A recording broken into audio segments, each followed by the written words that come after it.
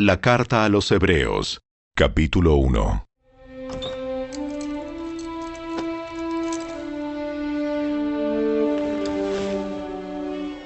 Hace mucho tiempo, Dios habló muchas veces y de diversas maneras a nuestros antepasados por medio de los profetas.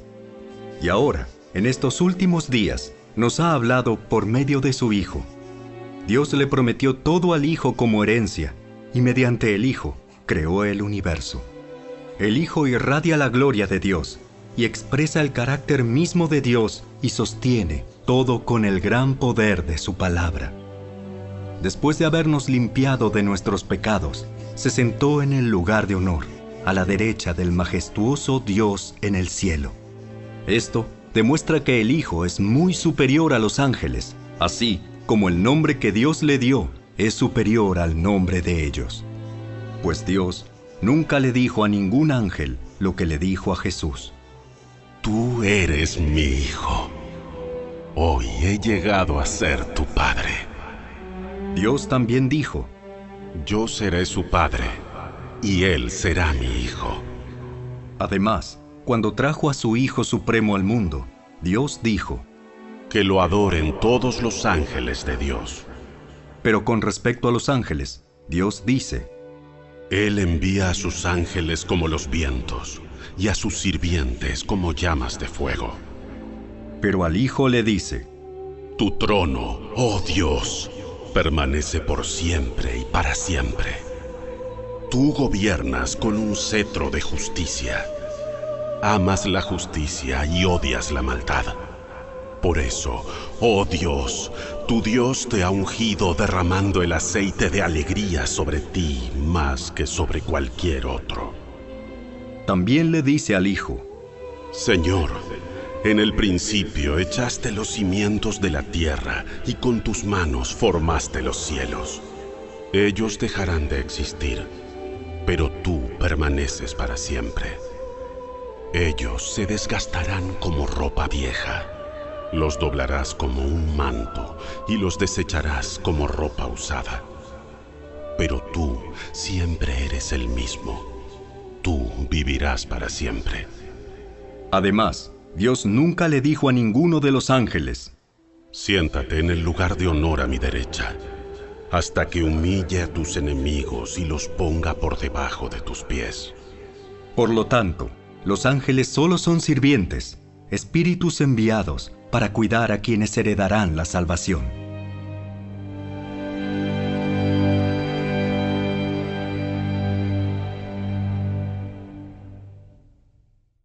Capítulo 2.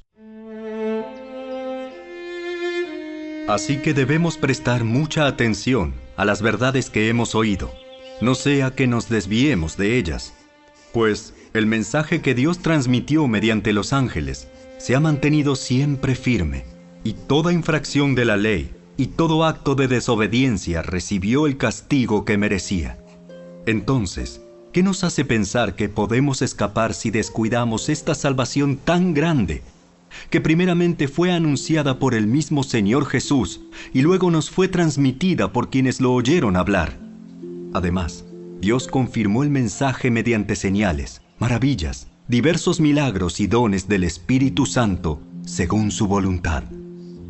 Es más, no son los ángeles quienes gobernarán el mundo futuro del cual hablamos, porque en cierto lugar las Escrituras dicen, ¿qué son los simples mortales para que pienses en ellos, o un hijo de hombre para que de él te ocupes? Sin embargo, los hiciste un poco menor que los ángeles y los coronaste de gloria y honor. Le diste autoridad sobre todas las cosas. Ahora bien, cuando dice todas las cosas, significa que nada queda afuera. Pero todavía no vemos que todas las cosas sean puestas bajo su autoridad. No obstante, lo que sí vemos es a Jesús, a quien se le dio una posición un poco menor que los ángeles, y debido a que sufrió la muerte por nosotros, ahora está coronado de gloria y honor. Efectivamente, por la gracia de Dios, Jesús conoció la muerte por todos. Dios, para quien y por medio de quien todo fue hecho, eligió llevar a muchos hijos a la gloria. convenía a Dios que, mediante el sufrimiento, hiciera a Jesús un líder perfecto, apto para llevarlos a la salvación. Por lo tanto, Jesús y los que Él hace santos tienen el mismo Padre. Por esa razón, Jesús no se avergüenza de llamarlos sus hermanos, pues le dijo a Dios: Anunciaré tu nombre a mis hermanos. Entre tu pueblo reunido te alabaré. También dijo: Pondré mi confianza en Él, es decir, yo y los hijos que Dios me ha dado. Debido a que los hijos de Dios son seres humanos, hechos de carne y sangre, el Hijo también se hizo de carne y sangre. Pues solo como ser humano podía morir, y solo mediante la muerte podía quebrantar el poder del diablo, quien tenía el poder sobre la muerte. Únicamente de esa manera el Hijo podía libertar a todos los que vivían esclavizados por temor a la muerte. También sabemos que el Hijo no vino para ayudar a los ángeles, sino que vino para ayudar a los descendientes de Abraham. Por lo tanto, era necesario que en todo sentido Él se hiciera semejante a nosotros, sus hermanos, para que fuera nuestro sumo sacerdote fiel y misericordioso delante de Dios. Entonces, podría ofrecer un sacrificio que quitaría los pecados del pueblo. Debido a que Él mismo ha pasado por sufrimientos y pruebas, puede ayudarnos cuando pasamos por pruebas.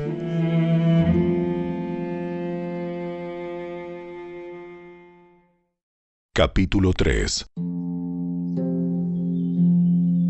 Así que, amados hermanos, ustedes que pertenecen a Dios y tienen parte con los que han sido llamados al cielo, consideren detenidamente a este Jesús, a quien declaramos mensajero de Dios y sumo sacerdote. Pues Él fue fiel a Dios, quien lo nombró, así como Moisés fue fiel cuando se le encomendó toda la casa de Dios. Pero Jesús merece mucha más gloria que Moisés. Así como el que construye una casa merece más elogio que la casa misma, pues cada casa tiene un constructor, pero el que construyó todo es Dios. En verdad, Moisés fue fiel como siervo en la casa de Dios. Su trabajo fue una ilustración de las verdades que Dios daría a conocer tiempo después. Pero Cristo, como Hijo, está a cargo de toda la casa de Dios. Y nosotros somos la casa de Dios si nos armamos de valor y permanecemos confiados en nuestra esperanza en Cristo. Por eso, el Espíritu Santo dice: Cuando oigan hoy su voz, no endurezcan el corazón como lo hicieron los israelitas cuando se rebelaron, aquel día que me pusieron a prueba en el desierto. Allí sus antepasados me tentaron y pusieron a prueba mi paciencia, a pesar de haber visto mis milagros durante 40 años. Por eso estuve enojado con ellos y dije: su corazón siempre se aleja de mí, rehúsan hacer lo que les digo. Así que en mi enojo juré: ellos nunca entrarán en mi lugar de descanso. Por lo tanto, amados hermanos, cuidado. Asegúrense de que ninguno de ustedes tenga un corazón maligno e incrédulo que los aleje del Dios vivo. Adviértanse unos a otros todos los días mientras dure ese hoy, para que ninguno sea engañado por el pecado y se endurezca contra Dios. Pues si somos fieles hasta el fin, confiando en Dios con la misma firmeza que teníamos al principio cuando creímos en Él, entonces tendremos parte en todo lo que le pertenece a Cristo. Recuerden lo que dice: Cuando oigan hoy su voz, no endurezcan el corazón como lo hicieron los israelitas cuando se rebelaron. ¿Y quiénes fueron los que se rebelaron contra Dios a pesar de haber oído su voz? ¿No fue acaso el pueblo que salió de Egipto guiado por Moisés? ¿Y quiénes hicieron enojar a Dios durante 40 años? ¿Acaso no fueron los que pecaron, cuyos cadáveres quedaron tirados en el desierto? ¿Y a quiénes hablaba Dios cuando juró que jamás entrarían en su descanso? ¿Acaso no fue a los que lo desobedecieron? Como vemos, ellos no pudieron entrar en el descanso de Dios a causa de su incredulidad.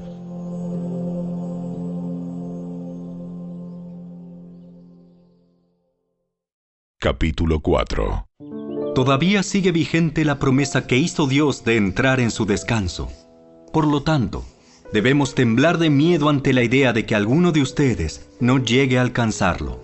Pues esta buena noticia del descanso que Dios ha preparado se nos ha anunciado tanto a ellos como a nosotros. Pero a ellos no les sirvió de nada porque no tuvieron la fe de los que escucharon a Dios. Pues solo los que creemos podemos entrar en su descanso. En cuanto a los demás, Dios dijo: En mi enojo juré, ellos nunca entrarán en mi lugar de descanso. Si bien ese descanso está preparado desde que Él hizo el mundo, sabemos que está preparado debido al pasaje en las Escrituras que menciona el séptimo día. Cuando llegó el séptimo día, Dios descansó de toda su labor. Pero en el otro pasaje Dios dijo: ellos nunca entrarán en mi lugar de descanso. Así que el descanso de Dios está disponible para que la gente entre, pero los primeros en oír esta buena noticia no entraron porque desobedecieron a Dios. Entonces Dios fijó otro tiempo para entrar en su descanso, y ese tiempo es hoy. Lo anunció mucho más tarde por medio de David, en las palabras que ya se han citado: cuando oigan hoy su voz, no endurezcan el corazón. Ahora bien, si Josué hubiera logrado darles ese descanso, Dios no habría hablado de otro día de descanso aún por venir. Así que todavía hay un descanso especial en espera para el pueblo de Dios. Pues todos los que han entrado en el descanso de Dios han descansado de su trabajo, tal como Dios descansó del suyo después de crear el mundo. Entonces, hagamos todo lo posible por entrar en ese descanso. Pero si desobedecemos a Dios como lo hizo el pueblo de Israel, caeremos. Pues la palabra de Dios es viva y poderosa. Es más cortante que cualquier espada de dos filos. Penetra entre el alma y el espíritu, entre la articulación y la médula del hueso. Deja al descubierto nuestros pensamientos y deseos más íntimos. No hay nada en toda la creación que esté oculto a Dios. Todo está desnudo y expuesto ante sus ojos, y es a Él a quien rendimos cuentas. Por lo tanto, ya que tenemos un gran sumo sacerdote que entró en el cielo, Jesús, el Hijo de Dios, aferrémonos a lo que creemos. Nuestro sumo sacerdote comprende nuestras debilidades, porque enfrentó todas y cada una de las pruebas que enfrentamos nosotros. Sin embargo, Él nunca pecó. Así que acerquémonos con toda confianza al trono de la gracia de nuestro Dios. Allí recibiremos su misericordia y encontraremos la gracia que nos ayudará cuando más la necesitemos.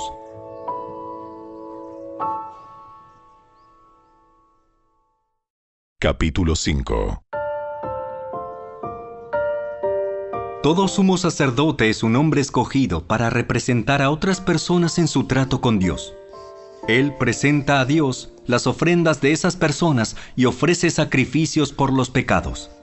Y puede tratar con paciencia a los ignorantes y descarriados, porque Él también está sujeto a las mismas debilidades. Por esa razón, debe ofrecer sacrificios tanto por sus propios pecados como por los del pueblo. Y nadie puede llegar a ser sumo sacerdote solo porque desee tener ese honor. Tiene que ser llamado por Dios para ese trabajo, como sucedió con Aarón. Por eso, Cristo no se honró a sí mismo haciéndose sumo sacerdote, sino que fue elegido por Dios, quien le dijo: Tú eres mi hijo. Hoy he llegado a ser tu padre. Y en otro pasaje, Dios le dijo: Tú eres sacerdote para siempre, según el orden de Melquisedec. Mientras estuvo aquí en la tierra, Jesús ofreció oraciones y súplicas con gran clamor y lágrimas al que podía rescatarlo de la muerte. Y Dios oyó sus oraciones por la gran reverencia que Jesús le tenía. Aunque era hijo de Dios, Jesús aprendió obediencia por las cosas que sufrió. De ese modo, Dios lo hizo apto para ser el sumo sacerdote perfecto, y Jesús llegó a ser la fuente de salvación eterna para todos los que le obedecen. Y Dios lo designó sumo sacerdote según el orden de Melquisedec. Nos gustaría decir mucho más sobre este tema, pero es difícil de explicar, sobre todo porque ustedes son torpes espiritualmente y tal parece que no escuchan. Hace tanto que son creyentes que ya deberían estar enseñando a otros. En cambio, necesitan que alguien vuelva a enseñarles las cosas básicas de la palabra de Dios. Son como niños pequeños que necesitan leche y no pueden comer alimento sólido, pues el que se alimenta de leche sigue siendo bebé y no sabe cómo hacer lo correcto.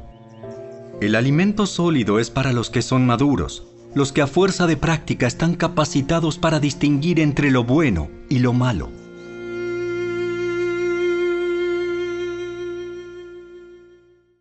Capítulo 6.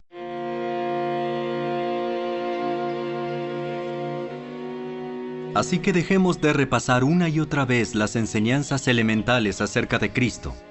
Por el contrario, sigamos adelante hasta llegar a ser maduros en nuestro entendimiento. No puede ser que tengamos que comenzar de nuevo con los importantes cimientos acerca del arrepentimiento de las malas acciones y de tener fe en Dios. Ustedes tampoco necesitan más enseñanza acerca de los bautismos, la imposición de manos, la resurrección de los muertos y el juicio eterno.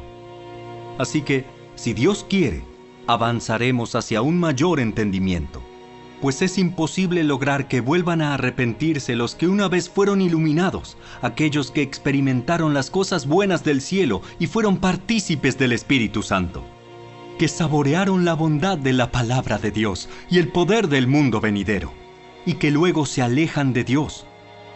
Es imposible lograr que esas personas vuelvan a arrepentirse. Al rechazar al Hijo de Dios, ellos mismos lo clavan otra vez en la cruz y lo exponen a la vergüenza pública. Cuando la tierra se empapa de la lluvia que cae y produce una buena cosecha para el agricultor, recibe la bendición de Dios. En cambio, el campo que produce espinos y cardos no sirve para nada. El agricultor no tardará en maldecirlo y quemarlo. Queridos amigos, aunque hablamos de este modo, no creemos que esto se aplica a ustedes. Estamos convencidos de que ustedes están destinados para cosas mejores, las cuales vienen con la salvación. Pues Dios no es injusto. No olvidará con cuánto esfuerzo han trabajado para Él y cómo han demostrado su amor por Él, sirviendo a otros creyentes como todavía lo hacen. Nuestro gran deseo es que sigan amando a los demás mientras tengan vida, para asegurarse de que lo que esperan se hará realidad. Entonces, no se volverán torpes ni indiferentes espiritualmente. En cambio, seguirán el ejemplo de quienes, gracias a su fe y perseverancia, heredarán las promesas de Dios. Por ejemplo, estaba la promesa que Dios le hizo a Abraham. Como no existía nadie superior a Dios por quien jurar, Dios juró por su propio nombre, diciendo: Ciertamente te bendeciré y multiplicaré tu descendencia hasta que sea incontable. Entonces Abraham esperó con paciencia y recibió lo que Dios le había prometido. Ahora bien, cuando las personas hacen un juramento, invocan a alguien superior a ellas para obligarse a cumplirlo.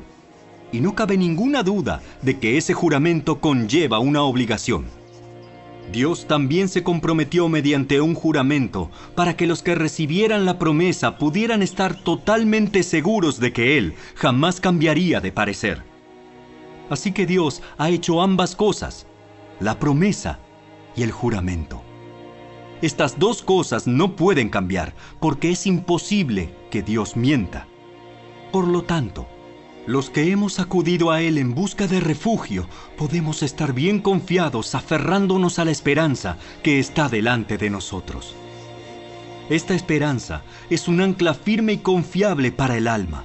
Nos conduce a través de la cortina al santuario interior de Dios. Jesús ya entró allí por nosotros. Él ha llegado a ser nuestro eterno sumo sacerdote, según el orden de Melquisedec. Capítulo 7.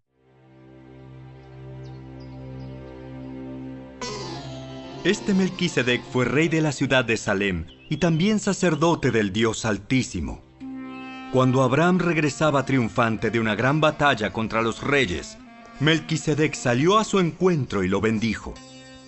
Después Abraham tomó la 10ª parte de todo lo que había capturado en la batalla y se la dio a Melquisedec. El nombre Melquisedec significa Rey de Justicia, y Rey de Salem significa Rey de Paz. No hay registro de su padre ni de su madre, ni de ninguno de sus antepasados. No hay principio ni fin de su vida. A semejanza del Hijo de Dios, sigue siendo sacerdote para siempre. Consideren entonces la grandeza de este Melquisedec. Incluso Abraham, el gran patriarca de Israel, reconoció esto al entregarle la 10ª parte de lo que había capturado en la batalla. Ahora bien, la ley de Moisés exigía que los sacerdotes, que son descendientes de Leví, le cobraran el diezmo al resto del pueblo de Israel, quienes también son descendientes de Abraham. Sin embargo, Melquisedec, que no era descendiente de Leví, recibió de Abraham la 10ª parte. Y Melquisedec bendijo a Abraham, quien ya había recibido las promesas de Dios. Sin lugar a dudas, el que tiene el poder para bendecir es superior a quien recibe la bendición. Los sacerdotes que reciben los diezmos son hombres que mueren, así que Melquisedec es superior a ellos porque se nos dice que sigue viviendo. Además, podríamos decir que esos levitas, los que reciben el diezmo, pagaron un diezmo a Melquisedec cuando lo pagó su antepasado Abraham. A pesar de que Leví aún no había nacido, la simiente de la cual provino ya existía en el cuerpo de Abraham cuando Melquisedec recibió su diezmo.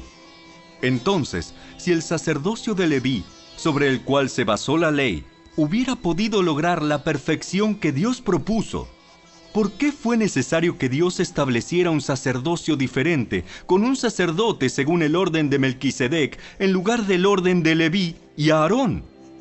Y si se cambia el sacerdocio, también es necesario cambiar la ley para permitirlo. Pues el sacerdote a quien nos referimos pertenece a una tribu diferente, cuyos miembros jamás han servido en el altar como sacerdotes.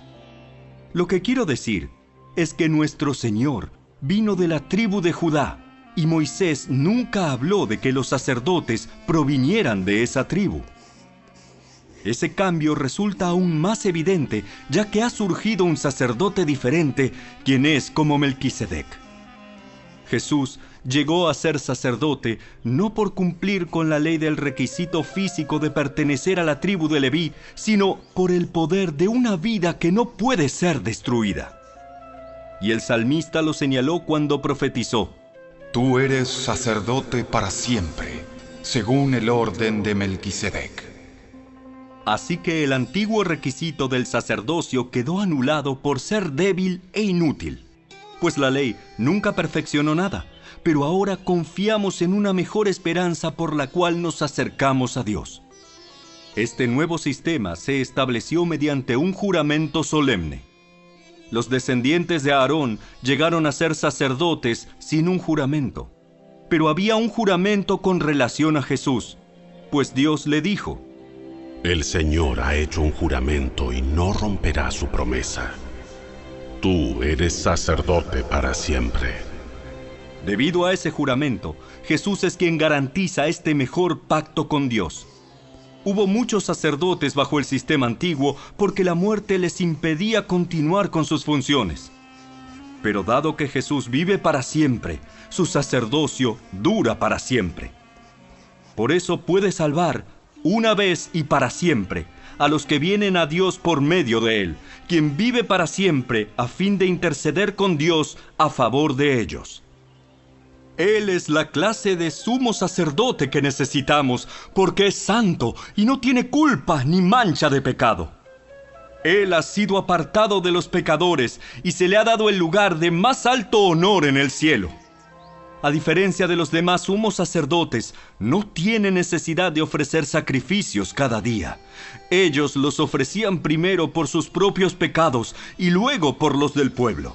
Sin embargo, Jesús lo hizo una vez y para siempre, cuando se ofreció a sí mismo como sacrificio por los pecados del pueblo. La ley nombra a sumos sacerdotes que están limitados por debilidades humanas. Pero después de que la ley fue entregada, Dios nombró a su Hijo mediante un juramento, y su Hijo ha sido hecho el perfecto sumo sacerdote para siempre.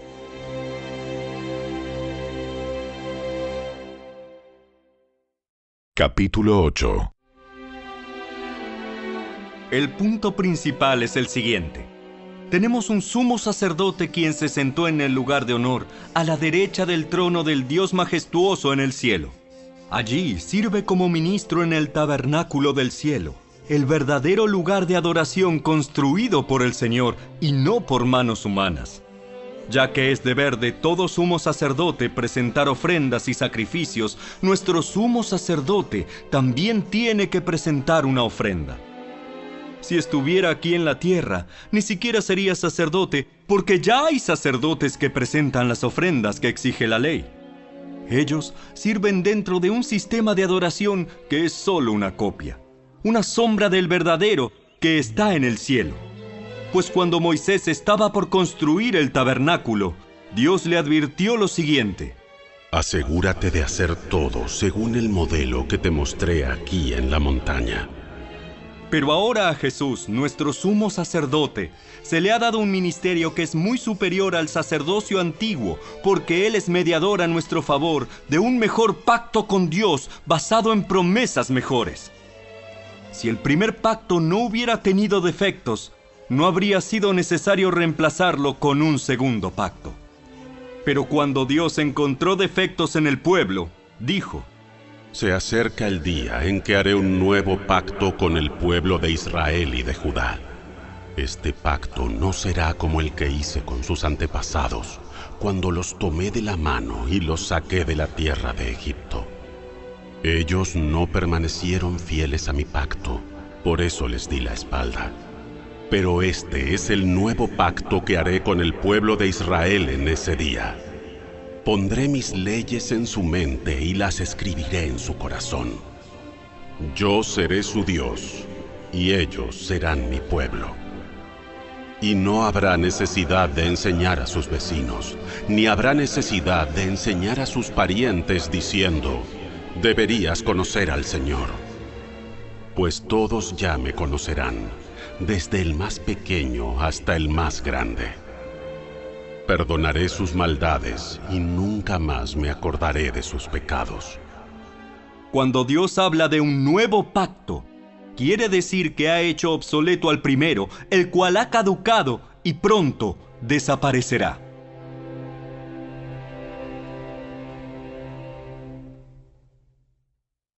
Capítulo 9. Ese primer pacto entre Dios e Israel incluía ordenanzas para la adoración y un lugar de culto aquí, en la tierra. Ese tabernáculo estaba formado por 2 salas. En la primera sala había un candelabro, una mesa y los panes consagrados sobre ella. Esta sala se llamaba Lugar Santo. Luego había una cortina detrás de la cual se encontraba la segunda sala, llamada Lugar Santísimo.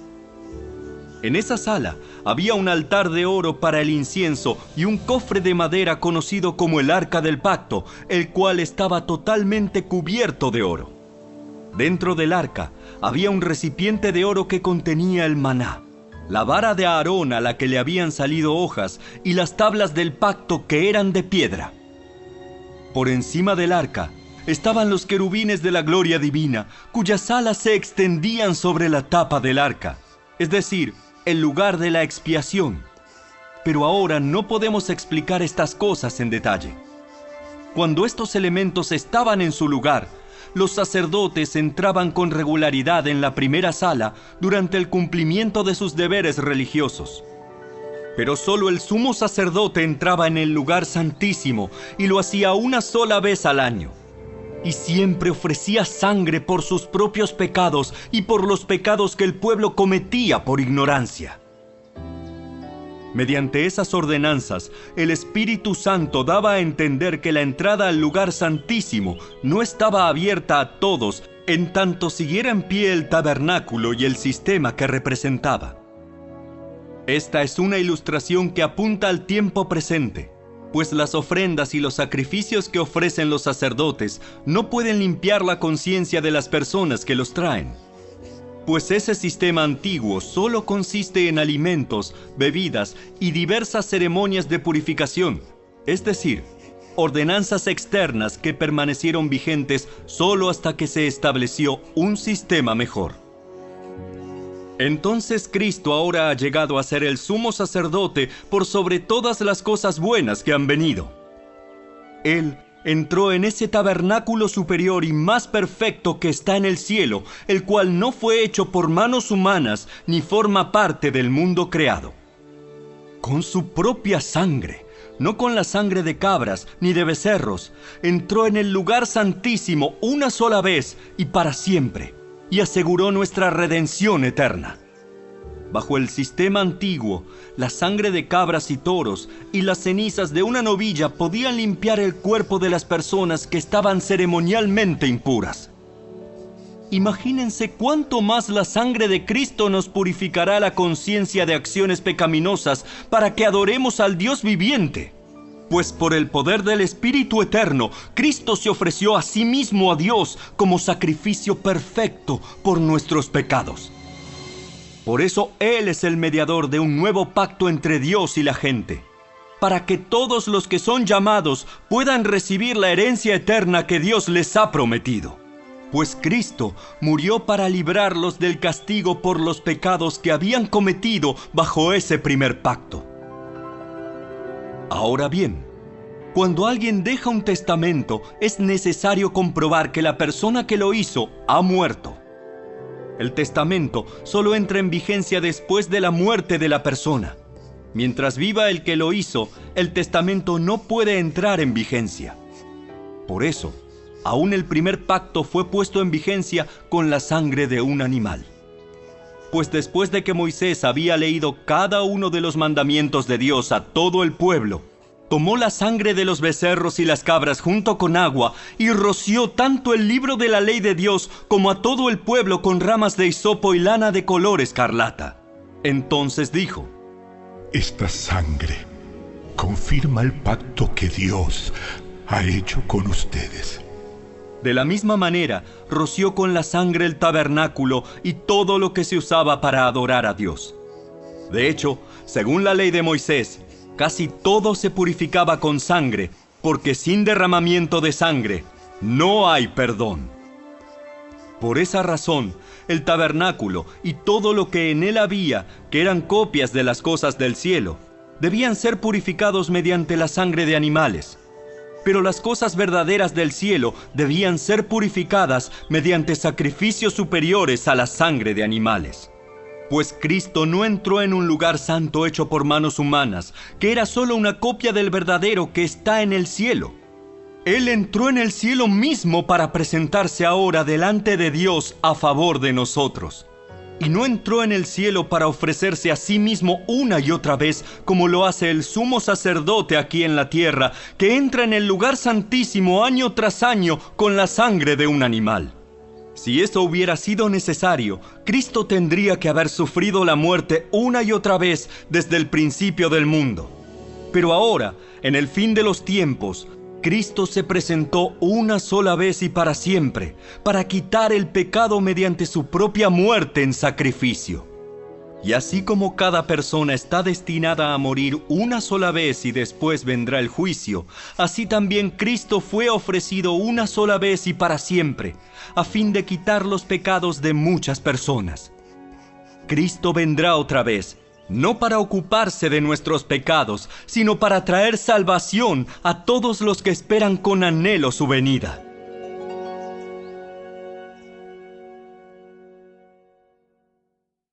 Capítulo 10. El sistema antiguo bajo la ley de Moisés era solo una sombra, un tenue anticipo de las cosas buenas por venir, no las cosas buenas en sí mismas. Bajo aquel sistema se repetían los sacrificios una y otra vez, año tras año, pero nunca pudieron limpiar por completo a quienes venían a adorar. Si los sacrificios hubieran podido limpiar por completo, entonces habrían dejado de ofrecerlos, porque los adoradores se habrían purificado una sola vez y para siempre, y habrían desaparecido los sentimientos de culpa. Pero en realidad, esos sacrificios les recordaban sus pecados año tras año, pues no es posible que la sangre de los toros y las cabras quite los pecados. Por eso, cuando Cristo vino al mundo, le dijo a Dios: No quisiste sacrificios de animales ni ofrendas por el pecado, pero me has dado un cuerpo para ofrecer. No te agradaron las ofrendas quemadas ni otras ofrendas por el pecado. Luego dije: Aquí estoy, oh Dios. He venido a hacer tu voluntad, como está escrito acerca de mí en las Escrituras. Primero, Cristo dijo: No quisiste sacrificios de animales, ni ofrendas por el pecado, ni ofrendas quemadas, ni otras ofrendas por el pecado. Tampoco te agradaron todas esas ofrendas, aun cuando la ley de Moisés las exige. Luego dijo: Aquí estoy, he venido a hacer tu voluntad. Él anula el primer pacto para que el segundo entre en vigencia, pues la voluntad de Dios fue que el sacrificio del cuerpo de Jesucristo nos hiciera santos una vez y para siempre. Bajo el antiguo pacto, el sacerdote oficia de pie delante del altar día tras día, ofreciendo los mismos sacrificios una y otra vez, los cuales nunca pueden quitar los pecados. Pero nuestro sumo sacerdote se ofreció a sí mismo a Dios como un solo sacrificio por los pecados, válido para siempre. Luego se sentó en el lugar de honor a la derecha de Dios. Allí espera hasta que sus enemigos sean humillados y puestos por debajo de sus pies. Pues mediante esa única ofrenda, Él perfeccionó para siempre a los que está haciendo santos. Y el Espíritu Santo también da testimonio de que es verdad, pues dice: Este es el nuevo pacto que haré con mi pueblo en aquel día. Pondré mis leyes en su corazón y las escribiré en su mente. Después dice: Nunca más me acordaré de sus pecados y sus transgresiones. Y cuando los pecados han sido perdonados, ya no hace falta ofrecer más sacrificios. Así que, amados hermanos, podemos entrar con valentía en el lugar santísimo del cielo por causa de la sangre de Jesús. Por su muerte, Jesús abrió un nuevo camino, un camino que da vida a través de la cortina al lugar santísimo. Ya que tenemos un gran sumo sacerdote que gobierna la casa de Dios, entremos directamente a la presencia de Dios con corazón sincero y con plena confianza en Él. Pues nuestra conciencia culpable ha sido rociada con la sangre de Cristo a fin de purificarnos, y nuestro cuerpo ha sido lavado con agua pura. Mantengámonos firmes sin titubear en la esperanza que afirmamos, porque se puede confiar en que Dios cumplirá su promesa. Pensemos en maneras de motivarnos unos a otros a realizar actos de amor y buenas acciones. Y no dejemos de congregarnos como lo hacen algunos, sino animémonos unos a otros, sobre todo ahora que el día de su regreso se acerca. Queridos amigos, si seguimos pecando a propósito después de haber recibido el conocimiento de la verdad, ya no queda ningún sacrificio que cubra esos pecados. Solo queda la terrible expectativa del juicio de Dios y el fuego violento que consumirá a sus enemigos. Pues todo el que rehusaba obedecer la ley de Moisés era ejecutado sin compasión por el testimonio de 2 o 3 testigos. Piensen, pues, cuánto mayor será el castigo para quienes han pisoteado al Hijo de Dios y han considerado la sangre del pacto, la cual nos hizo santos, como si fuera algo vulgar e inmundo, y han insultado y despreciado al Espíritu Santo que nos trae la misericordia de Dios. Pues conocemos al que dijo: Yo tomaré venganza, yo les pagaré lo que se merecen. También dijo: El Señor juzgará a su propio pueblo. Es algo aterrador caer en manos del Dios vivo. Acuérdense de los primeros tiempos cuando recién aprendían acerca de Cristo. Recuerden cómo permanecieron fieles aunque tuvieron que soportar terrible sufrimiento. Algunas veces los ponían en ridículo públicamente y los golpeaban. Otras veces ustedes ayudaban a los que pasaban por lo mismo. sufrieron junto con los que fueron metidos en la cárcel, y cuando a ustedes les quitaron todos sus bienes, lo aceptaron con alegría. Sabían que en el futuro les esperaban cosas mejores que durarán para siempre. Por lo tanto, no desechen la firme confianza que tienen en el Señor. Tengan presente la gran recompensa que les traerá. Perseverar con paciencia es lo que necesitan ahora para seguir haciendo la voluntad de Dios. Entonces recibirán todo lo que Él ha prometido. Pues dentro de muy poco tiempo, aquel que viene vendrá sin demorarse. Mis juicios vivirán por la fe, pero no me complaceré con nadie que se aleje. Pero nosotros no somos de los que se apartan de Dios hacia su propia destrucción. Somos los fieles, y nuestras almas serán salvas.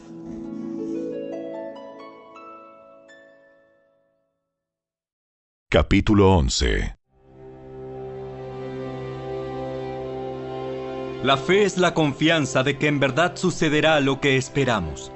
Es lo que nos da la certeza de las cosas que no podemos ver. Por su fe, la gente de antaño gozó de una buena reputación. Por la fe entendemos que todo el universo fue formado por orden de Dios, de modo que lo que ahora vemos no vino de cosas visibles. Fue por la fe que Abel presentó a Dios una ofrenda más aceptable que la que presentó Caín. La ofrenda de Abel demostró que era un hombre justo, y Dios aprobó sus ofrendas. Aunque Abel murió hace mucho tiempo, todavía nos habla por su ejemplo de fe. Fue por la fe que Enoc ascendió al cielo sin morir. Desapareció porque Dios se lo llevó. Pues antes de ser llevado, lo conocían como una persona que agradaba a Dios. De hecho, sin fe es imposible agradar a Dios. Todo el que desea acercarse a Dios debe creer que Él existe y que Él recompensa a los que lo buscan con sinceridad. Fue por la fe que Noé construyó un barco grande para salvar a su familia del diluvio en obediencia a Dios, quien le advirtió de cosas que nunca antes habían sucedido. Por su fe, Noé condenó al resto del mundo y recibió la justicia que viene por la fe. Fue por la fe que Abraham obedeció cuando Dios lo llamó para que dejara su tierra y fuera a otra que Él le daría por herencia. Se fue sin saber a dónde iba. Incluso cuando llegó a la tierra que Dios le había prometido, vivió allí por fe, pues era como un extranjero que vive en carpas. Lo mismo hicieron Isaac y Jacob, quienes heredaron la misma promesa. Abraham esperaba con confianza una ciudad de cimientos eternos, una ciudad diseñada y construida por Dios. Fue por la fe que hasta Sara pudo tener un hijo, a pesar de ser estéril y demasiado anciana. Ella creyó que Dios cumpliría su promesa. Así que una nación entera provino de este solo hombre, quien estaba casi muerto en cuanto a tener hijos. Una nación con tantos habitantes que, como las estrellas de los cielos y la arena de la orilla del mar, es imposible contar. Todas estas personas murieron aún creyendo lo que Dios les había prometido. Y aunque no recibieron lo prometido, lo vieron desde lejos y lo aceptaron con gusto. Coincidieron en que eran extranjeros y nómadas aquí en este mundo. Es obvio que quienes se expresan así esperan tener su propio país. Si hubieran añorado el país del que salieron, bien podrían haber regresado. Sin embargo, buscaban un lugar mejor, una patria celestial.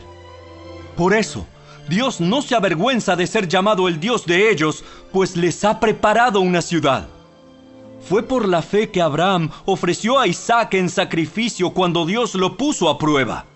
Abraham, quien había recibido las promesas de Dios, estuvo dispuesto a sacrificar a su único hijo, Isaac, aun cuando Dios le había dicho: Isaac es el hijo mediante el cual procederán tus descendientes. Abraham llegó a la conclusión de que si Isaac moría, Dios tenía el poder para volverlo a la vida, y en cierto sentido, Abraham recibió de vuelta a su hijo de entre los muertos. Fue por la fe que Isaac prometió a sus hijos Jacob y Esaú bendiciones para el futuro. Fue por la fe que Jacob, cuando ya era anciano y estaba por morir, bendijo a cada uno de los hijos de José y se inclinó para adorar, apoyado en su vara. Fue por la fe que José, cuando iba a morir, declaró con confianza que el pueblo de Israel saldría de Egipto. Incluso les mandó que se llevaran sus huesos cuando ellos salieran. Fue por la fe que cuando nació Moisés, sus padres lo escondieron durante 3 meses. Vieron que Dios les había dado un hijo fuera de lo común y no tuvieron temor de desobedecer la orden del rey. Fue por la fe que Moisés, cuando ya fue adulto, rehusó llamarse hijo de la hija del faraón. Prefirió ser maltratado con el pueblo de Dios a disfrutar de los placeres momentáneos del pecado. Consideró que era mejor sufrir por causa de Cristo que poseer los tesoros de Egipto, pues tenía la mirada puesta en la gran recompensa que recibiría. Fue por la fe que Moisés salió de la tierra de Egipto sin temer el enojo del rey. Siguió firme en su camino porque tenía los ojos puestos en el invisible. Fue por la fe que Moisés ordenó que el pueblo de Israel celebrara la Pascua y rociara con sangre los marcos de las puertas para que el ángel de la muerte no matara a ninguno de sus primeros hijos varones. Fue por la fe que el pueblo de Israel atravesó el Mar Rojo como si estuviera pisando tierra seca. Pero cuando los egipcios intentaron seguirlos, murieron todos ahogados. Fue por la fe que el pueblo de Israel marchó alrededor de Jericó durante 7 días y las murallas se derrumbaron. Fue por la fe que Rahab, la prostituta, no fue destruida junto con los habitantes de su ciudad que se negaron a obedecer a Dios, pues ella había recibido en paz a los espías. ¿Cuánto más les tengo que decir? Se necesitaría demasiado tiempo para contarles acerca de la fe de Gedeón, Barak, Sansón, Jefté, David, Samuel y todos los profetas. Por la fe, esas personas conquistaron reinos, gobernaron con justicia y recibieron lo que Dios les había prometido. Cerraron bocas de leones, apagaron llamas de fuego y escaparon de morir a filo de espada. Su debilidad se convirtió en fortaleza. Llegaron a ser poderosos en batalla e hicieron huir a ejércitos enteros. Hubo mujeres que recibieron otra vez con vida a sus seres queridos que habían muerto. Sin embargo, otros fueron torturados porque rechazaron negar a Dios a cambio de la libertad. Ellos pusieron su esperanza en una vida mejor que viene después de la resurrección. Algunos fueron ridiculizados y sus espaldas fueron laceradas con látigos. Otros fueron encadenados en prisiones. Algunos murieron apedreados. A otros los cortaron por la mitad con una sierra y a otros los mataron a espada. Algunos anduvieron vestidos con pieles de ovejas y cabras, desposeídos y oprimidos y maltratados. Este mundo no era digno de ellos. Vagaron por desiertos y montañas, se escondieron en cuevas y hoyos de la tierra. Debido a su fe, todas esas personas gozaron de una buena reputación, aunque ninguno recibió todo lo que Dios le había prometido. Pues Dios tenía preparado algo mejor para nosotros, de modo que ellos no llegaran a la perfección sin nosotros.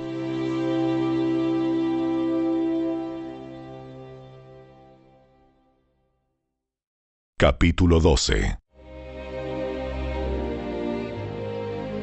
Por lo tanto, ya que estamos rodeados por una enorme multitud de testigos de la vida de fe, quitémonos todo peso que nos impida correr, especialmente el pecado que tan fácilmente nos hace tropezar, y corramos con perseverancia la carrera que Dios nos ha puesto por delante. Esto lo hacemos al fijar la mirada en Jesús, el campeón que inicia y perfecciona nuestra fe. Debido al gozo que le esperaba, Jesús soportó la cruz sin importarle la vergüenza que ésta representaba. Ahora está sentado en el lugar de honor junto al trono de Dios. Piensen en toda la hostilidad que soportó por parte de pecadores. Así no se cansarán ni se darán por vencidos. Después de todo, ustedes aún no han dado su vida en la lucha contra el pecado. ¿Acaso olvidaron las palabras de aliento con que Dios les habló a ustedes como a hijos? Él dijo: Hijo mío, no tomes a la ligera la disciplina del Señor. y no te des por vencido cuando te corrige, pues el Señor disciplina a los que ama y castiga a todo el que recibe como hijo. Al soportar esta disciplina divina, recuerden que Dios los trata como a sus propios hijos. ¿Acaso alguien oyó hablar de un hijo que nunca fue disciplinado por su padre? Si Dios no los disciplina a ustedes como lo hace con todos sus hijos, quiere decir que ustedes no son verdaderamente sus hijos, sino ilegítimos. Ya que respetábamos a nuestros padres terrenales que nos disciplinaban, entonces, ¿acaso no deberíamos someternos aún más a la disciplina del Padre de nuestro espíritu y así vivir para siempre? Pues nuestros padres terrenales nos disciplinaron durante algunos años e hicieron lo mejor que pudieron. Pero la disciplina de Dios siempre es buena para nosotros, a fin de que participemos de su santidad. Ninguna disciplina resulta agradable a la hora de recibirla. Al contrario, es dolorosa, pero después produce la apacible cosecha de una vida recta para los que han sido entrenados por ella. Por lo tanto, renueven las fuerzas de sus manos cansadas y fortalezcan sus rodillas debilitadas. Tracen un camino recto para sus pies, a fin de que los débiles y los cojos no caigan, sino que se fortalezcan. Esfuércense por vivir en paz con todos y procuren llevar una vida santa, porque los que no son santos no verán al Señor. Cuídense unos a otros para que ninguno de ustedes deje de recibir la gracia de Dios. Tengan cuidado de que no brote ninguna raíz venenosa de amargura, la cual los trastorne a ustedes y envenene a muchos. Asegúrense de que ninguno sea inmoral ni profano como Esaú, que cambió sus derechos de primer hijo varón por un simple plato de comida. Ustedes saben que después, cuando quiso recibir la bendición de su padre, fue rechazado. Ya era demasiado tarde para arrepentirse, a pesar de que suplicó con lágrimas amargas. Ustedes no se han acercado a una montaña que se pueda tocar, a un lugar que arde en llamas, un lugar de oscuridad y tinieblas, rodeado por un torbellino como les sucedió a los israelitas cuando llegaron al monte Sinaí. Ellos oyeron un imponente toque de trompeta y una voz tan temible que les suplicaron a Dios que dejara de hablar. Retrocedieron tambaleándose bajo el mandato de Dios. Si tan solo un animal toca la montaña, deberá morir apedreado. Incluso Moisés se asustó tanto de lo que vio que dijo: Estoy temblando de miedo. En cambio, ustedes han llegado al monte Sión, a la ciudad del Dios viviente, a la Jerusalén celestial, y a incontables miles de ángeles que se han reunido llenos de gozo. Ustedes han llegado a la congregación de los primogénitos de Dios, cuyos nombres están escritos en el cielo. Ustedes han llegado a Dios mismo, quien es el juez sobre todas las cosas. Ustedes han llegado a los espíritus de los justos, que están en el cielo y que ya han sido perfeccionados. Ustedes han llegado a Jesús, el mediador del nuevo pacto entre Dios y la gente, y también a la sangre rociada, que habla de perdón en lugar de clamar por venganza como la sangre de Abel. Tengan cuidado de no negarse a escuchar a aquel que habla, pues si el pueblo de Israel no escapó cuando se negó a escuchar a Moisés, el mensajero terrenal, ciertamente nosotros tampoco escaparemos si rechazamos a aquel que nos habla desde el cielo. Cuando Dios habló desde el monte Sinaí, su voz hizo temblar la tierra, pero ahora Él hace otra promesa. Una vez más, haré temblar no solo la tierra, sino también los cielos. Eso significa que toda la creación será agitada y removida para que solo permanezcan las cosas inconmovibles. Ya que estamos recibiendo un reino inconmovible, seamos agradecidos y agrademos a Dios adorándolo con santo temor y reverencia, porque nuestro Dios es un fuego que todo lo consume. Capítulo 13. Sigan amándose unos a otros como hermanos. No se olviden de brindar hospitalidad a los desconocidos, porque algunos que lo han hecho han hospedado ángeles sin darse cuenta. Acuérdense de aquellos que están en prisión como si ustedes mismos estuvieran allí. Acuérdense también de los que son maltratados como si ustedes mismos sintieran en carne propia el dolor de ellos. Honren el matrimonio, y los casados manténganse fieles el uno al otro.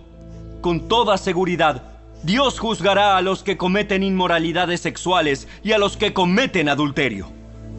No amen el dinero. Estén contentos con lo que tienen, pues Dios ha dicho: Nunca te fallaré, jamás te abandonaré. Así que podemos decir con toda confianza: El Señor es quien me ayuda, por tanto no temeré. ¿Qué me puede hacer un simple mortal? Acuérdense de los líderes que les enseñaron la palabra de Dios. Piensen en todo lo bueno que haya resultado de su vida y sigan el ejemplo de su fe. Jesucristo es el mismo ayer, hoy y siempre. Así que no se dejen cautivar por ideas nuevas y extrañas. Su fortaleza espiritual proviene de la gracia de Dios y no depende de reglas sobre los alimentos que de nada sirven a quienes las siguen. Tenemos un altar del cual los sacerdotes del tabernáculo no tienen derecho a comer. Bajo el sistema antiguo, el sumo sacerdote llevaba la sangre de los animales al lugar santo como sacrificio por el pecado, y los cuerpos de esos animales se quemaban fuera del campamento. De igual manera, Jesús sufrió y murió fuera de las puertas de la ciudad para hacer santo a su pueblo mediante su propia sangre. Entonces, salgamos al encuentro de Jesús, fuera del campamento, y llevemos la deshonra que Él llevó. Pues este mundo no es nuestro hogar permanente. Esperamos el hogar futuro. Por lo tanto, por medio de Jesús, ofrezcamos un sacrificio continuo de alabanza a Dios, mediante el cual proclamamos nuestra lealtad a su nombre. Y no se olviden de hacer el bien, ni de compartir lo que tienen con quienes pasan necesidad. Estos son los sacrificios que le agradan a Dios. Obedezcan a sus líderes espirituales y hagan lo que ellos dicen. Su tarea es cuidar el alma de ustedes y tienen que rendir cuentas a Dios. Denles motivos para que la hagan con alegría y no con dolor. Esto último ciertamente no los beneficiará a ustedes. Oren por nosotros, pues tenemos la conciencia limpia y deseamos comportarnos con integridad en todo lo que hacemos. Y oren especialmente para que pueda regresar a verlos pronto. Y ahora que el Dios de paz, quien levantó de entre los muertos a nuestro Señor Jesús, el gran pastor de las ovejas, y que ratificó un pacto eterno con su sangre, los capacite con todo lo que necesiten para hacer su voluntad. Que Él produzca en ustedes, mediante el poder de Jesucristo, todo lo bueno que a Él le agrada. A Él sea toda la gloria por siempre y para siempre. Amén. Les ruego, amados hermanos, que hagan caso a lo que les escribí en esta breve exhortación. Quiero que sepan que nuestro hermano Timoteo ya salió de la cárcel. Si llega pronto, lo llevaré conmigo cuando vaya a verlos. Saluden a todos los líderes y a todos los creyentes que están allí. Los creyentes de Italia les envían sus saludos. Que la gracia de Dios sea con todos ustedes. Radio Gracia y Paz, acompañándote cada día.